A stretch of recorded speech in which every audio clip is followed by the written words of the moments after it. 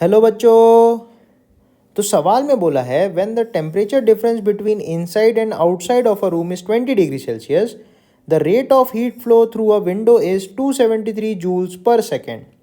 अब बोल रहा है if the temperature difference between them becomes 20 kelvin, then the rate of flow of heat through the same window will be. तो actually में जो kelvin scale होती है टेम्परेचर की और सेल्सियस स्केल होती है, जो एक्चुअली में दोनों ही स्केल जो होती हैं इनका जो टेम्परेचर डिफरेंस है वो इक्वल होता है। मतलब अगर बोलूँ केल्विन स्केल पे 10 केल्विन का डिफरेंस है तो सेल्सियस स्केल पे भी 10 डिग्री सेल्सियस का जो डिफरेंस है वो इक्वल ही होगा, राइट? क्योंकि 1 डिग्री सेल्सियस इज 273 केल्विन। तो अगर मैं 1 डिग्री से 10 डिग्री सेल्सियस लिखूँ तो ये बस हो जाएगा 283 केल्विन। तो आप अगर डिफरेंस देखोगे तो यहाँ पे 10 का डिफरेंस आया, तो यहाँ पे भी 10 का डिफरेंस आएगा, राइट?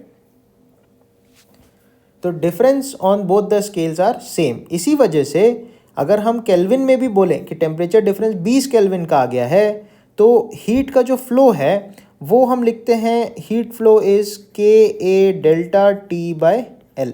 तो यहाँ पे आप देखो डेल्टा टी यूज़ होता है, तो इसलिए टेम्परेचर का डिफरेंस लेते हैं और दोनों स्केल्स पे टेम्परेचर का डिफरेंस सेम होता है। इसी वजह से जो हीट का फ्लो है उसमें भी कोई चेंज नहीं आएगा, बिकॉज टेम्परेचर डिफरेंस दोनों स्केल्स पे बराबर होता है। इसीलिए हमारा right answer will be option b. Thank you बच्चों।